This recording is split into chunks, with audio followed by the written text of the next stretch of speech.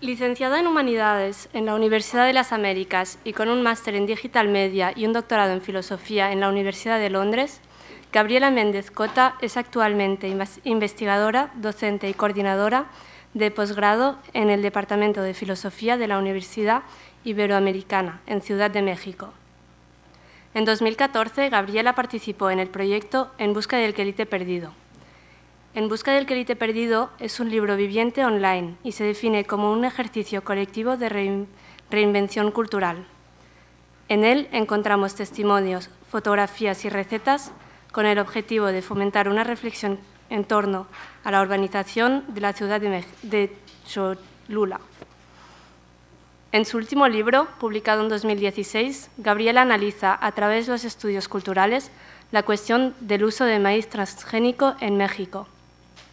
En este libro compara la agricultura tradicional con los monocultivos y la relación entre las identidades culturales y políticas y las cuestiones tecnológicas y ecológicas. Disrupting Maize es un estudio de los efectos de la globalización en la agricultura mexicana y sus implicaciones sociales y culturales. Con sus trabajos, Gabriela nos muestra cómo es posible movilizarse desde las ciencias humanas y sociales en favor de la ecología y la diversidad biológica.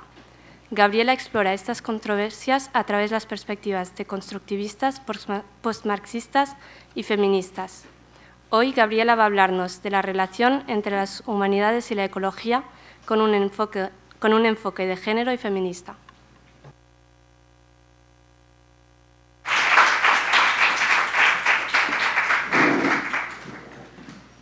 Pues antes que nada quiero agradecer a Rosa por invitarme, por traerme desde México a compartir con ustedes algo de lo que he hecho. Y bueno, ella me pidió que enmarcara mi trabajo a través de estos términos de humanidades medioambientales o green humanities y ecofeminismo. Y bueno, desde el principio voy a confesar que yo hasta este momento no había querido asociar mi trabajo con esos términos, con lo cual la invitación de Rosa pues me obliga a clarificar exactamente la manera en que mi trabajo se relaciona con el ecofeminismo y con las humanidades medioambientales. Y bueno, es algo que también agradezco porque creo que este tipo de ejercicios dialógicos pues son los que van permitiendo que mi trabajo muy poco a poco pues empiece a clarificar su sentido ético, existencial y que abra nuevas líneas de investigación. Y bueno, cuando hablo de humanidades, yo supongo que ustedes eso sí lo saben, ¿no? ¿Qué son las humanidades? Me refiero de manera específica a desarrollos contemporáneos en disciplinas tales como la historia, la literatura, la filosofía, la teoría del arte y la manera en que desarrollos contemporáneos en esas disciplinas humanísticas tradicionales han dado lugar a campos interdisciplinarios de conocimiento, como por ejemplo los estudios culturales, los estudios críticos de género e incluso los estudios globales, que son los que nos tienen hoy aquí. Y bueno, hoy voy a hablar específicamente de humanidades medioambientales en un sentido general. Este es un campo interdisciplinario muy reciente, o sea, no tiene más de 2 décadas de existencia. De un modo más específico voy a hablar de cómo el ecofeminismo ha hecho contribuciones fundamentales a la emergencia de un campo como las humanidades medioambientales, es decir, el ecofeminismo no es bueno, una entre tantas influencias o corrientes de pensamiento en las humanidades medioambientales, sino que muy directamente no habría humanidades medioambientales sin ecofeminismo.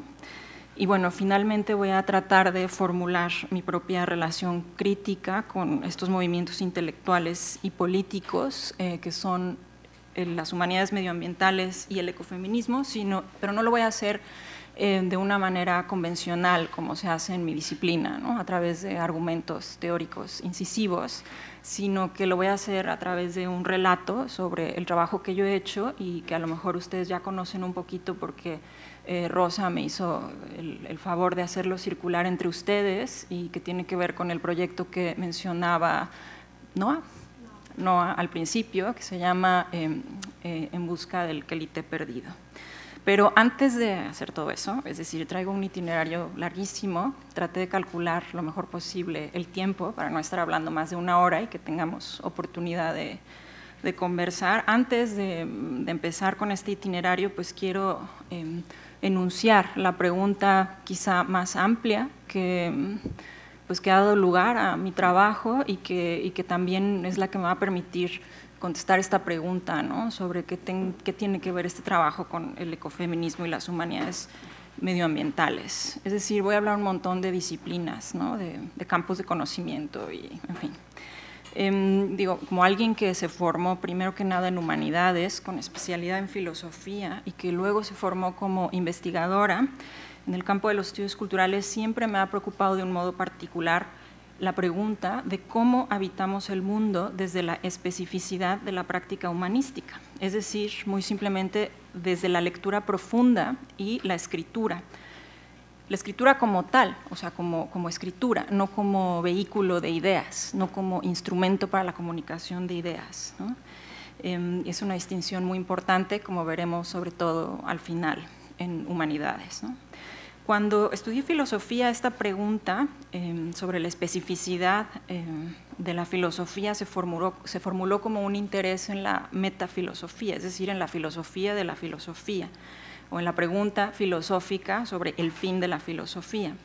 Y en el camino de preguntarme por el significado de este fin de la filosofía, me topé, quizá eso sí fue más o menos casual, quizá no, con la cuestión tecnológica, es decir, con la posibilidad de entender la práctica filosófica en términos materiales, como una práctica históricamente específica de lectura y escritura. Empecé a perder interés por el contenido de la filosofía y empecé a interesarme cada vez más en su forma, lo cual me colocó ante una pregunta pues, que creo que no solo se ha hecho en filosofía, y es la siguiente: en un entorno tecnológico tan acelerado, donde la lectura y la escritura, que constituyen materialmente a la filosofía, parecen perder terreno frente a los PowerPoints y los videos de YouTube, ¿qué formas adopta la práctica filosófica y con qué consecuencias? Esta fue la pregunta que me hice tempranamente. Es una pregunta sobre la materialidad y la tecnicidad de la filosofía como práctica de pensamiento, la que me llevó a estudiar en Inglaterra en un departamento de medios y comunicación, y donde finalmente encontré con que existía tal cosa como los estudios culturales, y donde por fin me encontré además con el feminismo, con el anticapitalismo, con el antirracismo, con el ecologismo, en fin. Me percaté de que mi campo profesional, es decir, las humanidades, han sido y siguen siendo un campo de lucha, un terreno de lucha simbólica, de lucha por la representación, por la transformación del mundo a través de la cultura. Y bueno, mi pregunta inicial, que estaba planteada quizá en términos muy técnicos, se convirtió en una pregunta política y en una pregunta ética. Es decir, ¿qué podemos aportar las intérpretes de la cultura, las críticas del lenguaje, desde la materialidad de nuestras prácticas de lectura y escritura, a la construcción de un mundo menos injusto, menos violento, menos sexista, menos clasista, menos racista y, por supuesto, menos ecocida? Y bueno, las humanidades medioambientales constituyen una, entre otras, respuestas posibles a esta pregunta, y como verán, bueno, ya lo dije, no hay humanidades medioambientales sin ecofeminismo. Eso en cuanto a mi pregunta, pues mi pregunta en la vida, ¿no? Paso ahora al tema del feminismo, ¿no? También creo que es necesario hacer un statement, ¿no?, respecto a cómo llega cada quien al feminismo, porque hay muchas maneras de llegar al feminismo y no hay una única manera de comprender el feminismo. Hoy en día el feminismo se entiende ante todo como la denuncia constante de las violencias machistas, y específicamente las violencias sexuales que perpetran hombres contra mujeres. Lo cierto es que históricamente, materialmente, intelectualmente, el feminismo ha sido y es mucho más que eso.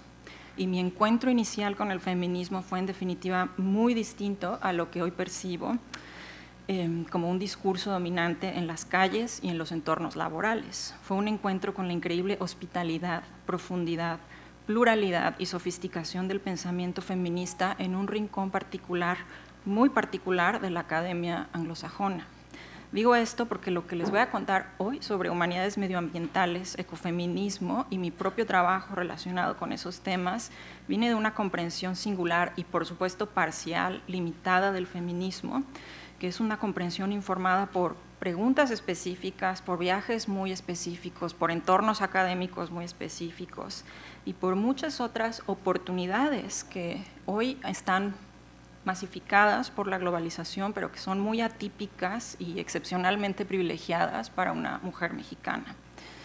Y se los digo también porque la más grande lección que he recibido yo del feminismo, que tuve la fortuna de encontrar, ha sido la costumbre de decir siempre desde dónde hablo, con qué límites, desde qué emplazamiento concreto.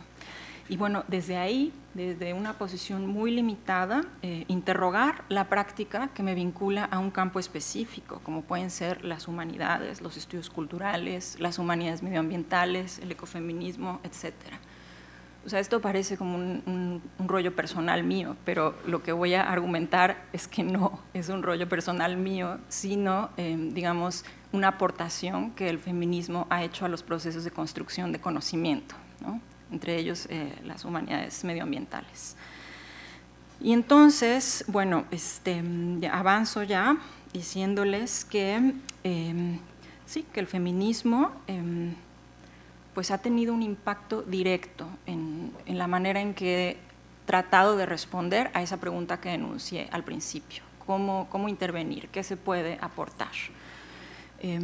Digamos que ha sido una cuestión epistemológica, una cuestión metodológica, la que más me ha marcado a mí a raíz de mi encuentro con el feminismo, y esto es muy difícil de expresar en un momento en que el feminismo se asocia de manera tan fuerte con mujeres, violencia, hombres contra mujeres, etcétera, ¿no? Pero parte, digamos, de mi proyecto es como tratar de poner de relieve, ¿no?, esas otras contribuciones tan importantes del feminismo. Y entonces voy ahora sí con mi itinerario para hoy, que tiene 6 puntos. Voy a leer un montón en los primeros 3 y ya después menos, lo prometo. Ahí está, digamos, la primera pregunta es, voy a referirme al trabajo que hice con el maíz, con la controversia en torno al maíz transgénico en México. Pues voy a, digamos, a enmarcar ese trabajo que hice en pues, una forma de comprender la globalización neoliberal. Voy a tratar de clarificar cuál es la dimensión de género de la defensa del maíz nativo en particular, no solo de la globalización. Voy a vincular esa dimensión de género a una perspectiva ecofeminista que creo yo sí se está gestando y manifestando en los movimientos sociales, aunque el ecofeminismo pues lo voy a definir más bien como un movimiento político e intelectual que precede a esta controversia en torno al maíz transgénico en México. Después voy a hablar de qué son las humanidades medioambientales y cuáles son sus métodos, sus aportaciones, un poco a la luz del ecofeminismo, y finalmente ya voy a formular mi propia pues, posición con respecto al ecofeminismo y las humanidades medioambientales. Voy a tratar de argumentar que al menos en México pues hace falta una perspectiva más queer tanto del ecofeminismo como de las humanidades medioambientales, y voy a explicar pues qué entiendo por eso, ¿no? También distinguiendo la perspectiva queer de una perspectiva identitaria, ¿no?, como puede suceder en el ámbito de los movimientos sociales, ¿no?, donde lo queer se asocia sobre todo a la afirmación de identidades o de orientaciones sexuales no normativas, etcétera. Igual que el feminismo, en filosofía y en el conocimiento occidental en general, lo queer es mucho más que eso. O sea, hay, digamos, una fuerza, una energía radical del pensamiento queer que creo que tiene implicaciones muy grandes para la manera en que estudiamos las cuestiones ecológicas y la manera en que buscamos intervenir en ellas, ¿no? Entonces, a ver si los convenzo de que mi proyecto de los quelites es un proyecto queer, porque por supuesto ahí no sale ningún gay, ni ninguna mujer, ni nada de eso, ¿no? Pero digamos que en mi propia lectura de mi proyecto es un proyecto queer.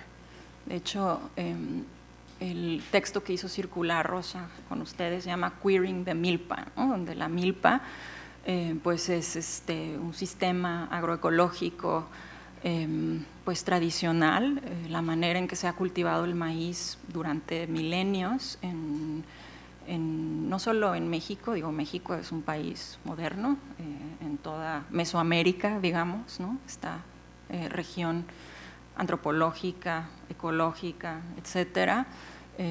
Hay un paradigma agroecológico que es el que representa la milpa, y que se contrapone, por supuesto, al paradigma de la agricultura industrial, que es el que llevaron los europeos con la conquista. Y bueno, empiezo de una vez, porque si no voy a empezar a adelantarme y a decirlo todo caóticamente, mejor no. Digo, la verdad, a lo mejor está muy escolar esto, pero bueno, ¿qué es la globalización? Ustedes deben saberlo mejor que yo porque estudian estudios globales, ¿no? Es la integración y la interdependencia a nivel planetario de economías, culturas, procesos políticos, problemas medioambientales. Pero bueno, a mí me parece que el punto crucial de la globalización, digamos, en el contexto que me interesa a mí reconstruir, es que la integración y la interdependencia, que han definido a la globalización a veces en términos como muy optimistas, lo que hacen en realidad es rearticular procesos históricos de dominación imperial y de explotación económica entre actores posicionados diferencialmente. Es decir, la globalización lo que hace es rearticular lógicas de colonización. Podemos entenderla con el filósofo Giacomo Marramao como un pasaje occidente, es decir, como la occidentalización del orbe, ¿no? De tal manera que no podemos celebrar la globalización inocentemente, porque sabemos que sus beneficios son para quienes ya son beneficiarios del colonialismo histórico, mientras que sus costos económicos, ecológicos, etcétera, pues los está pagando la gente más vulnerable del planeta, es decir, la mayoría, ¿no?, de la gente que habitamos el planeta. Entonces, los efectos de la globalización, lo saben ustedes, no son iguales en todas partes, no tiene mucho sentido, ¿no?, asumir una homogeneidad de los efectos de la globalización, pero sí es necesario reconocer que en todas partes impone retos sociales enormes y, bueno, un conjunto de peligros reales para el planeta en su conjunto, como con la cuestión del caos climático, que ustedes saben es un resultado más o menos directo de la expansión global y la intensificación de procesos extractivos y de intercambios comerciales. Lo que yo considero crucial también es enfatizar que bueno, esto ya lo dije, que la globalización, si bien suele definirse en términos muy descriptivos, pues hay que interpretar esos términos, ponerlos en perspectiva histórica y política para afirmar que no se trata de integración e interdependencia, sino de una competencia económica feroz entre los actores más privilegiados del mundo a expensas de los menos privilegiados. Y bueno, este es un primer punto que creo yo que tanto las ciencias sociales como las humanidades pues se han, digamos, esforzado en demostrar una y otra vez, ¿no? No así quizá la economía, ¿no?, aunque hay economistas ya muy críticos, ¿no? Pero bueno, en segundo término, ¿qué es el neoliberalismo? Pues yo lo definiría como la racionalidad capitalista de la globalización, según la cual todo puede reducirse a cálculo de costo y beneficio que llevan a cabo actores individuales. Incluso las corporaciones y los estados se conciben como individuos, sino como colectividades en la escena de la competencia económica global. Es decir, el neoliberalismo es la racionalidad política del sujeto de la globalización, un sujeto que entiendo aquí como una relación extractiva de explotación, de negación entre lo humano y lo que el humano excluye para autodefinirse como tal. Y aquí, bueno, ya hay una idea central del ecofeminismo, que a ella llegaré en breve. O sea, y si esto que les digo parece abstracto, pensémoslo simplemente, esto del sujeto de la globalización, pensémoslo simplemente como lo que subyace, lo que da coherencia a las acciones concretas que reproducen la desigualdad, la inequidad, la explotación en todos los niveles de la vida social. Desde las acciones de los banqueros, los corredores de bolsa y los especuladores, pasando por las de los empresarios y las de la clase política, hasta las que orientan la vida de cada uno de nosotros como individuos. Todo esto es en realidad, pensemos en la educación, ¿no? Pensemos en el consumo y en las relaciones interpersonales, ¿no? Todo esto es algo muy concreto y a esas acciones concretas me refiero cuando hablo del sujeto neoliberal de la globalización. Un sujeto que se caracteriza por el cálculo constante de costos y beneficios individuales y que en la medida en que calcula pierde capacidad para sostener compromisos, para sacrificar el corto plazo en aras del largo plazo, para hacerse responsable por el conjunto de la sociedad, de sus semejantes, del entorno natural. Y pensemos en que para cambiar las estructuras sociales, digo, yo no estuve ayer, pero antier alguien hacía esa pregunta a Lucía Artascos, ¿verdad? Bueno, quizá debamos cambiar las estructuras sociales. Pues sí, ¿no? Pues para cambiar las estructuras sociales hay que cambiar las estructuras subjetivas del neoliberalismo, del sujeto neoliberal de la globalización. Y esto quizá se haya vuelto el reto más grande a nivel global, ¿no? Esto es un problema global. Ahora, globalización neoliberal en perspectiva de género. Me parece que quien habla después que yo va a profundizar muchísimo en esto. Yo solo estoy tratando de definir mis términos para que tenga sentido lo que voy a decir después. Digo, lo primero es un punto que ya hice al principio. El género no es sinónimo de mujeres, ¿no? Se refiere, por lo general, a conductas aprendidas mediante la repetición, a expectativas asociadas a ciertos ideales de feminidad y masculinidad. Todavía no. A través de una interacción compleja de procesos de identificación, sistemas simbólicos, instituciones sociales, las diferencias de género son producidas, como ustedes saben, típicamente en forma de una dicotomía que no solamente opone a lo masculino y a lo femenino, sino que traduce esa oposición en una jerarquía que privilegia aquellos rasgos o actividades que se definen como masculinos sobre aquellos rasgos o actividades que se definen como femeninos. Entonces, el género tiene que ver con el poder y el poder mismo está codificado en términos de género. Cómo opera el poder es algo que se hace visible en el examen de la relación entre la masculinidad y la feminidad. No sé si aquí dicen masculinismo, pero bueno, me refiero con eso a una ideología, a un sistema de creencias que reproduce la relación jerárquica entre masculinidad y feminidad. Entonces, preguntémonos sobre la masculinidad del sujeto neoliberal. ¿Por qué decir que el sujeto neoliberal, que el neoliberalismo mismo es masculinista?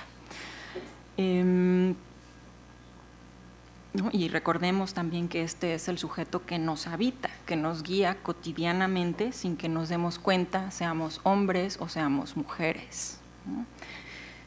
Para tener éxito en un entorno globalizado, diría yo, no sé si ustedes están de acuerdo o les parece evidente, es necesario que siendo hombres o siendo mujeres adoptemos los rasgos, los valores, los comportamientos que tradicionalmente se han asociado a la masculinidad. El sujeto neoliberal de la globalización se define como la capacidad para trascender límites de lo local, ¿no? Los límites de lo local deben ser trascendidos, los límites, y aquí es que creo que, esto es lo que se me había perdido. Tenemos, estoy segura de que incluso en el transcurso de esta semana ustedes han visto esta tabla de dualidades, ¿no? Que es, digamos, como un material básico de estudios de género, cuáles son los rasgos que están asociados a la masculinidad, que se privilegian por estar asociados a la masculinidad, y cuáles son los rasgos que se desvalorizan o que se inferiorizan y que en ese sentido se feminizan, ¿no? Entonces, bueno, estaba hablando, ¿no?, de que para tener éxito en un entorno globalizado, pues pareciera fundamental adoptar los rasgos masculinos, ¿no?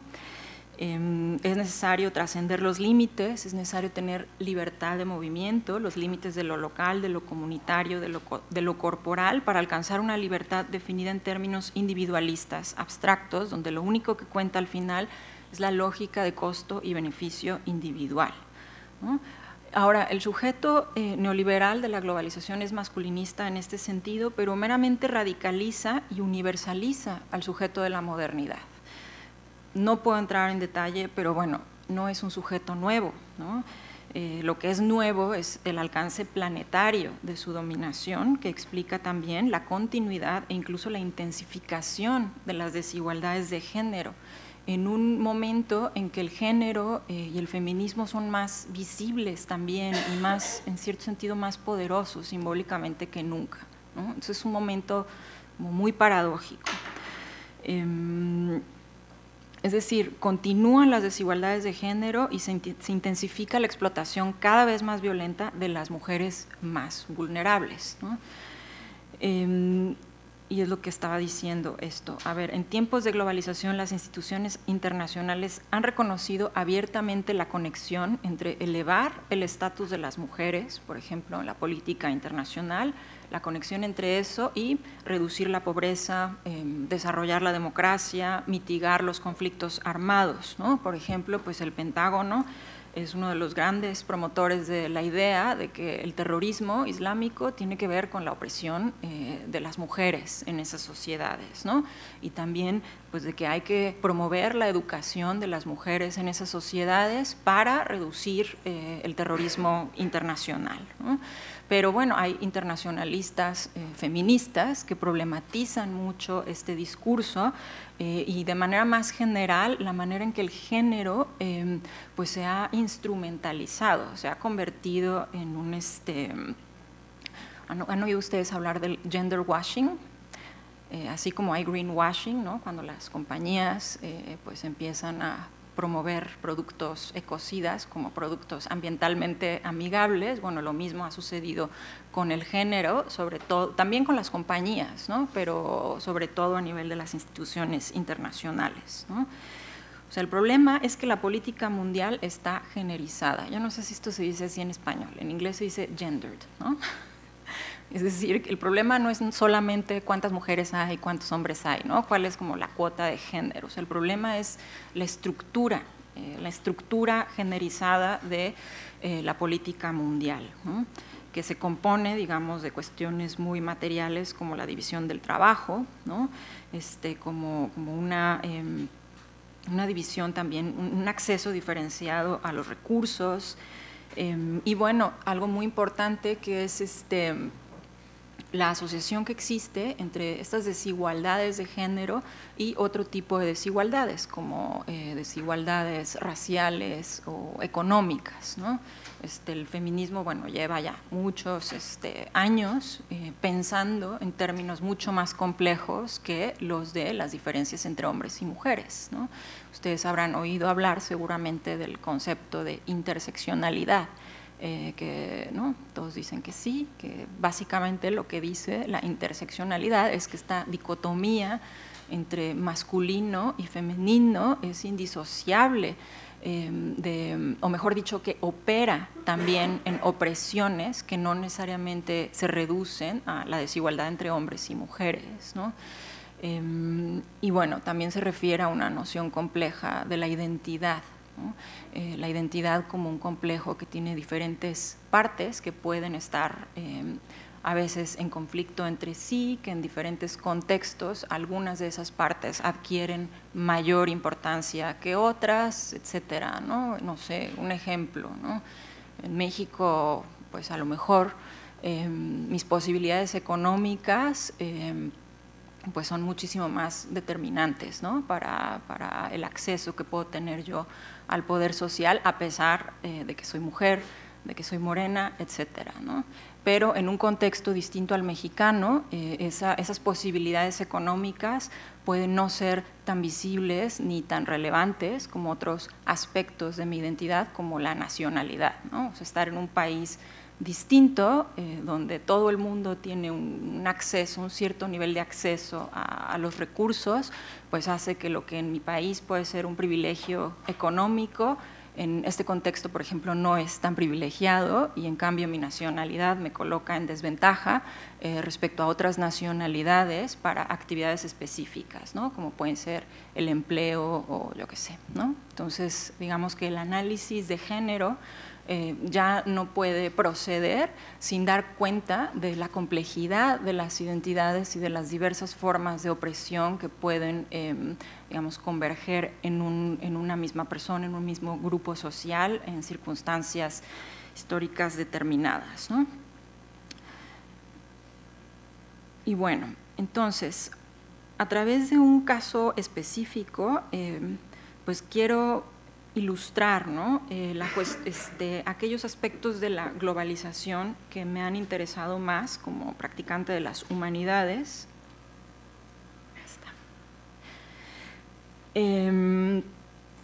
Y más específicamente los estudios culturales. Se trata de los aspectos político-culturales de la globalización y en particular de la manera en que la globalización en todas partes suscita reacciones, movimientos de resistencia, manifestaciones de identidad, reclamos de cambio, etcétera. Y esto, bueno, en el caso mexicano, que es el que me concierne. No sé si lo saben, pues sí lo saben, claro. Pero México es el centro de origen del maíz, y bueno, lo que comemos allá todo el tiempo son tortillas, tacos, sopes, en fin, todo tipo de cosas hechas de maíz. Es el alimento básico del país y también de otros países de Centro y Sudamérica. No voy a entrar en detalle, pero la importancia material y cultural del maíz en México es enorme, como lo sería el trigo aquí en Europa o el arroz en China, en Asia. Y bueno, es una historia muy interesante, muy bien documentada. Si quieren referencias, yo se las puedo dar. Yo aquí me voy a concentrar en la defensa contemporánea del llamado maíz nativo, es decir, el maíz cultivado con métodos tradicionales por las comunidades campesinas de México, que por cierto es el maíz que nos comemos en México, es decir, hay un maíz que se produce de manera industrial para alimentar a los animales o para otros propósitos como la producción de biocombustibles, en fin, hay muchos usos del maíz y el maíz industrial se produce como insumo industrial, pero el maíz que nos comemos en México es el maíz que producen los campesinos, es decir, las comunidades que producen maíz para la subsistencia, ¿no? O sea, para su propia subsistencia y para la subsistencia de los que comemos maíz, ¿no? Ese es el maíz nativo, y ahorita entro en un poco más de detalle, ¿no? El maíz cultivado. Y bueno, esta defensa contemporánea del maíz nativo surge ante la amenaza de contaminación del campo mexicano con material genéticamente modificado que empieza a introducirse en el país a través de importaciones no monitoreadas de maíz estadounidense en el marco del Tratado de Libre Comercio. México empieza a importar grandes cantidades de maíz estadounidense en 1996, 1997, por ahí. Y bueno, en ese momento ya se estaba cultivando maíz transgénico en Estados Unidos, no estaba siendo, digamos, monitoreado, con lo cual, pues, y bueno, ya ahorita está constatado que con esas importaciones, pues sí ha habido contaminación del campo mexicano, y bueno, ahorita abundo un poquito más en eso. Lo que me importa aquí resaltar es que los antecedentes de esta defensa del maíz nativo pues se remontan justo a la globalización neoliberal, a la crisis socioeconómica que empieza en los años 80 y que conduce a un cambio de régimen económico de México, que pasa de ser un régimen de sustitución de importaciones con protección, digamos, de la industria nacional y con una prioridad en la producción para el abastecimiento nacional, pasa de este régimen a un régimen neoliberal, que es justo un régimen de apertura económica, donde la prioridad es pues el intercambio comercial con el globo, ¿no? Y por eso les decía, ¿no? O sea, globalización neoliberal es competencia, ¿no? Para México supuso competir con Estados Unidos, concretamente. Y en cuanto entró en vigor el Tratado de Libre Comercio, pues lo que pasó fue un colapso de la industria nacional, ¿no? O sea, efectivamente hubo una sustitución de la industria nacional por importaciones en todos los ámbitos, no solo el agrícola. Y bueno, todo eso, años 90, estuvo acompañado de una crisis política que se fue agudizando. Ustedes habrán oído de la insurgencia indígena, del zapatismo. Bueno, hubo un asesinato de un candidato presidencial y finalmente una transición a la democracia que hoy consideramos fallida, ¿no? Y bueno, el rechazo al maíz transgénico por parte de los movimientos sociales tiene este trasfondo, ¿no? O sea, tiene el trasfondo de la destrucción de la economía nacional por la globalización neoliberal, ¿no? Y bueno, empezó siendo el rechazo al maíz transgénico una protesta sobre todo económica, porque la importación de maíz estadounidense en el contexto de la liberalización del comercio ocasionó una grave crisis de la agricultura comercial en México y por tanto del empleo, del tejido social, pero rápidamente el maíz transgénico se convirtió en el rechazo al maíz transgénico se convirtió en una causa aglutinadora de diversas perspectivas y argumentos, entre ellos pues argumentos culturales, argumentos políticos, argumentos ecológicos, ¿no? En México se creó la primera unión de científicos comprometidos con la sociedad y esto es algo muy, muy importante porque indica la emergencia de alianzas importantísimas entre sectores críticos de la academia y movimientos sociales, movimientos campesinos, por ejemplo. Y bueno, en México hay una larga tradición de activismo académico, activismo científico, pero justo, digamos, la controversia biotecnológica lo que hizo fue potenciar esas alianzas muchísimo y bueno, hoy vemos resultados de todo ese proceso con la última elección, ¿no? Y con, digamos, el nuevo gobierno, que bueno, no voy a hacer una defensa ni una apología del nuevo gobierno, pero hay gente que participó en todos estos movimientos que está ahora en posibilidad de tomar decisiones respecto a los rumbos de México, con lo cual yo considero que estos movimientos, entre ellos el de combate al maíz transgénico, han tenido unos triunfos políticos impresionantes después de mucho tiempo, ¿no? Pero lo han conseguido. Y entonces, bueno, ya ustedes sabrán cuáles son los argumentos en contra de… bueno, ahorita regreso a aquella imagen. Digo, esto es… ¿qué año dice ahí? 2007. Ha habido muchísimas protestas contra el maíz transgénico y bueno, estas imágenes las elegí porque bueno, esto es Estados Unidos, ¿no? Entonces son expresiones culturales de la protesta por parte de mexicanos privilegiados que viven en Estados Unidos y para mí eso es como una señal, ¿no? de la potencia de esta controversia también como para reconfigurar imaginarios de pertenencia a la nación, incluso entre sectores privilegiados, ¿no? Que eso es la dimensión político-cultural que a mí me interesaba analizar, sobre todo cuando elegí la controversia por el maíz transgénico. Entonces, bueno, es probable que ustedes ya conozcan algunos argumentos en contra de los transgénicos en general, o sea, no solo del maíz transgénico, que son peligrosos para la salud humana, pues que son productos comerciales, que son productos que son propiedad, ¿no? Que sirven para generar renta a corporaciones transnacionales con pésima reputación como Monsanto, ¿no? Que antes hacía químicos, ¿no? Para la guerra, ¿no? Entonces, ahora hace, entre otras cosas, maíz transgénico. O sea, se han visto, ¿no? Los documentales de Michael Moore y todo este tipo de materiales, ¿no? Tan relevantes para un curso de Global Studies, donde exhibe, ¿no? Digamos, la forma de operar de estas grandes corporaciones que inciden y tienen un peso político gigantesco, es decir, superior al que tienen las poblaciones de los países que se van a ver afectados por la introducción de productos comerciales como este, ¿no? Que era el caso de México, de ahí la resistencia que ocasionó. Y bueno, ahorita les digo más, pero… En fin, otros argumentos, que las ventajas técnicas de los transgénicos pues, son muy cuestionables, o sea, ya están más desacreditados que nada, ¿no? O sea, cuando entraron los transgénicos, pues los argumentos eran varios, ¿no? Que eran necesarios para erradicar el hambre del mundo, ¿no? Es decir, que como paquete tecnológico, pues era lo único que iba a garantizar la supervivencia de todas estas poblaciones hambrientas, ¿no? O sea, era una de las estrategias, digamos, de mercado de los transgénicos.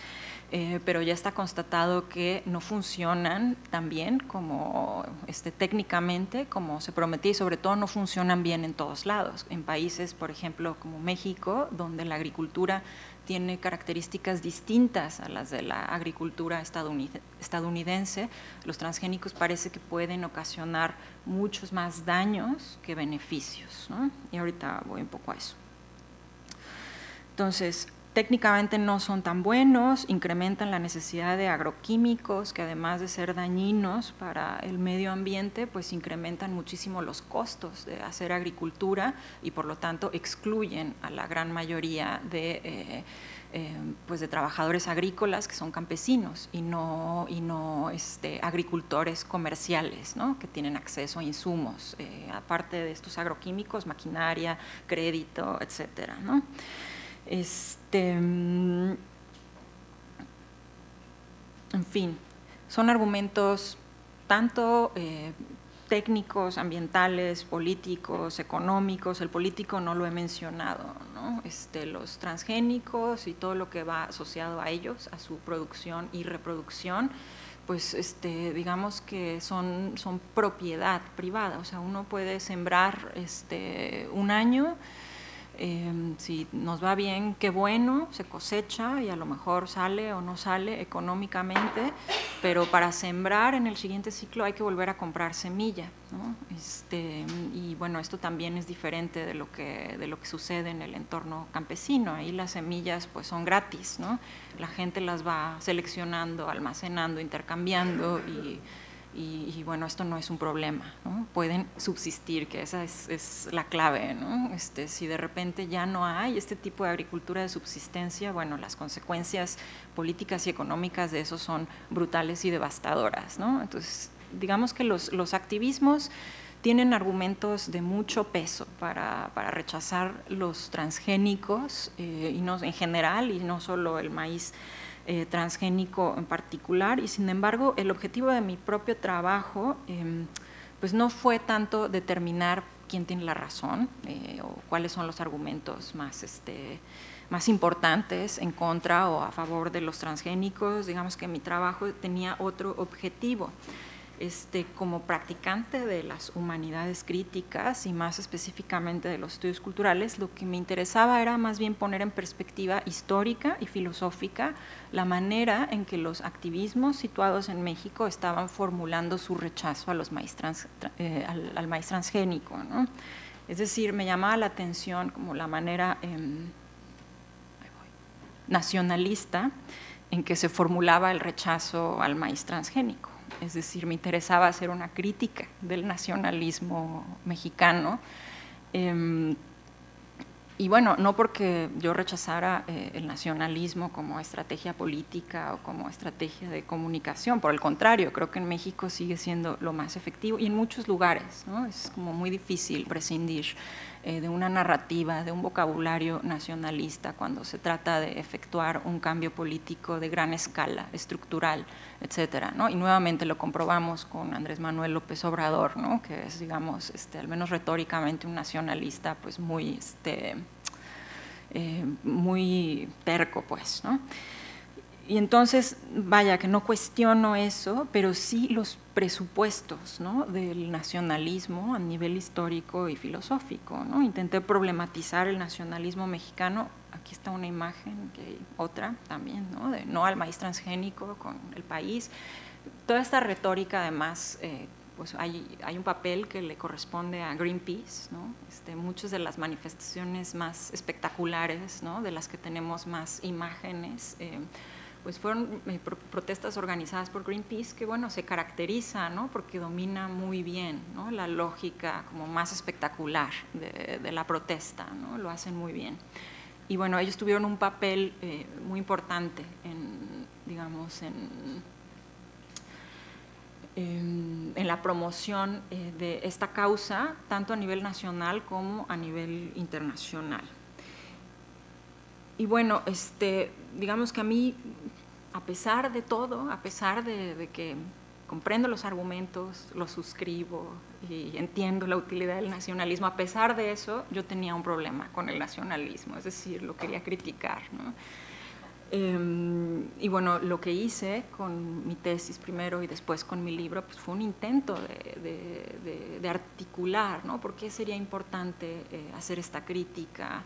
Y qué implicaciones tendría buscar pues una defensa del maíz nativo distinta de la que podemos apreciar, al menos en las protestas públicas contra el maíz transgénico, distinta, digamos, de la exaltación de los héroes nacionales, ¿no? Distinta pues de representar el maíz como este objeto de nuestra propiedad, ¿no? O sea, como el maíz es nuestro, ¿no? Y alguien quiere quitárnoslo, ¿no? Y mi identidad es el maíz, ¿no? Parecía, digamos, a lo mejor es efectivo, pero es problemático, ¿no? Y bueno, esto fue lo que hice y creo que este es el punto en el que mi trabajo se vincula también con el ecofeminismo, no porque yo sea una militante ecofeminista, sino porque el ecofeminismo tampoco es consistente, me parece a mí, con un nacionalismo que está protagonizado por un sujeto, ¿no? Que se posee a sí mismo, la nación, y que posee objetos que explota, como el maíz o cualquier otra especie, animal, vegetal, etcétera, ¿no? Entonces, creo que ese es el punto en el que empieza a vincularse lo que yo intentaba hacer, sin nombrar, ¿no? Digamos, el ecofeminismo como tal, ¿no? Entonces, la orientación de mi análisis pues, fue una orientación filosófica y más específicamente ética, en el sentido de que se proponía incidir en la relación que tenemos con nuestras propias narrativas de identidad, con la manera en que nos producimos como sujetos individuales y colectivos a través de narrativas de identidad que necesariamente excluyen algo o a alguien al mismo tiempo que permiten construir mundos de otra manera, ¿no? Fue finalmente un trabajo de interpretación, ¿no? Un trabajo de humanidades, y es la especificidad de ese trabajo lo que me interesa rastrear ahora hacia el feminismo y de ahí a las humanidades medioambientales. Bueno, aquí hay más imágenes de protesta. Ese eslogan fue el que capturó mi atención y el que inspiró todo lo que pues, intenté hacer después. ¿No? Sin maíz no hay país, como que quiere decir eso, quién lo está diciendo, cuál es el sentido de este eslogan, fue, digamos, el motor, digamos, de lo que estuve investigando, ¿no? Aquí hay, bueno, estrellas de telenovelas, de televisión, ¿no? Como pues comiendo mazorcas de maíz con la bandera detrás y todo eso. Para mí era incómodo, la verdad. Pero bueno, había que darle sentido, ¿no? Entender qué estaba pasando ahí. Ok, entonces, bueno, este fue el título de mi tesis. Básicamente ahí el argumento era que pues que el nacionalismo mexicano está genéticamente contaminado, es decir, la contaminación no está ahí afuera, sino dentro de las propias narrativas de identidad. Siempre hay la posibilidad de cuestionar esas narrativas porque están en la historia, ¿no? Están hechos del lenguaje, y el lenguaje es materia y por lo tanto es dinámico y por lo tanto está genéticamente contaminado de tiempo. Digo, esto suena rarísimo, pero bueno, es como un argumento filosófico que intento hacer, ¿no? Ahí está. Y bueno, el argumento es ¿no? O sea, ya dicho en términos un poco, espero que un poco más comprensibles, la respuesta cultural y política a las amenazas biotecnológicas abre oportunidades para la reflexión ética en torno a la historicidad de las narrativas nacionalistas y específicamente en torno a la manera en que el nacionalismo ha solapado y dependido de numerosas formas de opresión, entre ellas opresión de género, de raza, de clase social. Y ahora voy a explicar cómo, pero bueno, en ese sentido el maíz transgénico, que, bueno, en las representaciones activistas es como el villano, lo que hay que repeler, lo que hay que mantener fuera, ¿no?, para proteger algo nuestro, algo propio. Yo trato de refigurarlo, ¿no? O sea, y veremos que este método de contar historias de otra manera es un método feminista, ¿no? Pero bueno, trato de refigurarlo como ¿no?, es el malo de la película, y yo trato de refigurarlo como una suerte de don, el don de la disrupción biotecnológica, es decir, como aquello que crea condiciones para una democratización radical del imaginario nacional, incluyendo la creación de nuevos tipos de sujetos mediante la construcción autorreflexiva de otros lenguajes, de otras narraciones, otras prácticas de lectura y escritura. Entonces, ahora sí, ¿qué tiene que ver el género con todo esto, ¿no? Entonces, aquí digamos que lo más fácil, lo más automático es preguntar dónde están las mujeres, ¿no?, en la defensa del maíz nativo, cuál es su papel en la agricultura, cuál es su papel en las comunidades rurales, cuál es su papel como líderes, como lideresas de los movimientos en defensa del maíz nativo. Y bueno, las mujeres por supuesto que están ahí, por supuesto que no habría ni maíz nativo ni defensa del maíz sin la participación de las mujeres, incluyendo ahora mismo la participación política de las mujeres campesinas. Pero, como dije antes, la cuestión de género no se puede reducir a la cuestión de las mujeres, porque es muchísimo más compleja y requiere diversos niveles de análisis más allá de cuantificar mujeres, privilegios, desigualdades. Y no estoy despreciando esto se tiene que hacer, ¿no? Pero yo me he concentrado, digamos, en la práctica de las humanidades, que va más allá de la cuantificación de identidades dadas, ¿no? Entonces, volvemos a la tabla de dualismos para ver en primer lugar la dimensión de género de los paradigmas agrícolas que se enfrentan en el conflicto entre el maíz nativo y el maíz transgénico, ¿no? Y para en segundo término ver cómo la defensa del maíz nativo podría estar abordando esa dimensión de género. Entonces, creo que lo que tenemos que contrastar cuando hablamos de maíz nativo versus maíz transgénico, pues eso, son dos paradigmas distintos de agricultura, una de subsistencia, de raíces prehispánicas en su método, en su significado, versus una agricultura comercial extensiva con raíces europeas. La cuestión aquí es cómo la historia de los procesos de conquista, colonización y ahora globalización han enfrentado a estos dos paradigmas ahora en términos de género, ¿no? Entonces, si recordamos que el género se refiere a la simbolización jerarquizante de la diferencia sexual, o bueno, de lo masculino o lo femenino, tenemos que, en lo que toca a los paradigmas agrícolas, o sea, opera de la siguiente manera, ¿no? La agricultura de subsistencia está feminizada. ¿Por qué? Porque pues, no produce beneficios, ¿no? Es decir, está asociada al entorno de la reproducción, la mera reproducción, ¿no?, en lugar de la producción. La producción es lo que vale, la producción es lo que cuenta, es lo que ha promovido el Estado mexicano a lo largo del siglo XX, convertir a campesinos en agricultores comerciales, es decir, en sujetos productivos, sujetos que están articulados con el mercado, sujetos que toman riesgos, que invierten, ¿no?, producción para vender, ¿no?, para vender independientemente de para qué se utilice aquello que venden, ¿no? O sea, esto es distinto de lo que hace la agricultura campesina, que es producir para comer, es decir, para subsistir. Y bueno, comer, por supuesto, es mucho más que alimentarse, como sucede en un entorno urbano, ¿no?, donde comemos como para recargar nuestras energías y seguir funcionando.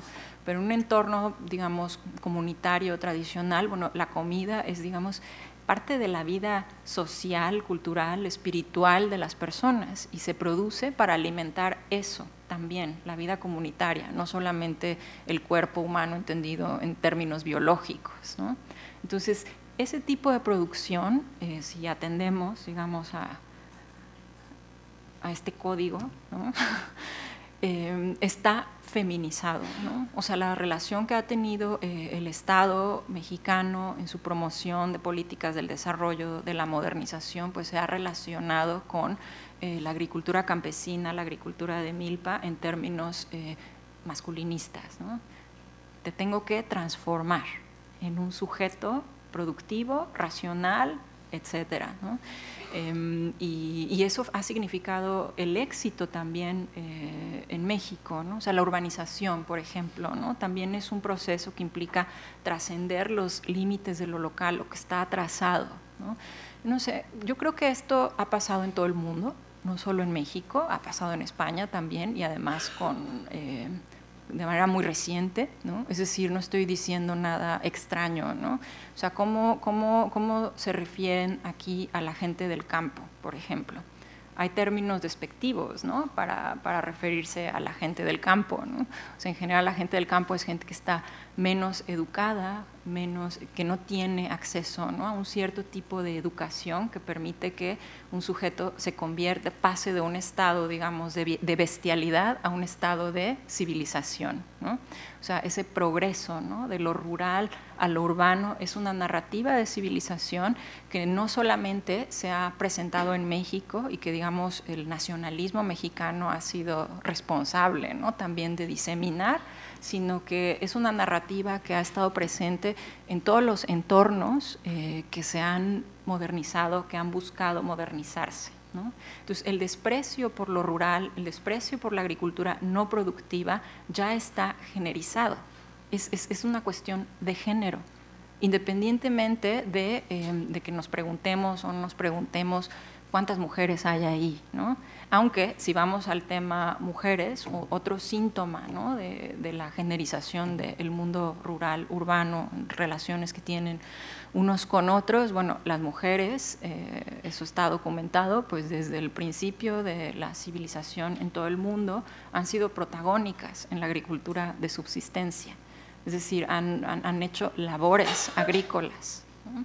Y han participado, digamos, en la selección pues eso, de especies, ¿no? En la selección de organismos para su diversificación, ¿no? Digamos, en la biodiversidad, en la generación de biodiversidad alimentaria, han estado presentes las mujeres desde el principio, desde siempre, ¿no? Y son ellas en muchas sociedades las que conservan ciertos conocimientos agrícolas que, bueno, ahora en estos tiempos se vuelven cada vez más importantes para empezar a pensar en ¿y qué vamos a comer después, ¿no? Cuando el planeta esté destruido, ¿no? Y sin embargo, las representaciones de la agricultura mexicana, lo que está presente siempre pues, son los campesinos hombres, ¿no? En sus negociaciones con el Estado, ¿no? Entonces, hay, digamos, una invisibilización de la actividad productiva de las mujeres, incluso en el entorno agrario tradicional que se manifiesta, y esa es al menos mi hipótesis, incluso, por ejemplo, en la defensa del maíz nativo, ¿no? O sea, creo yo que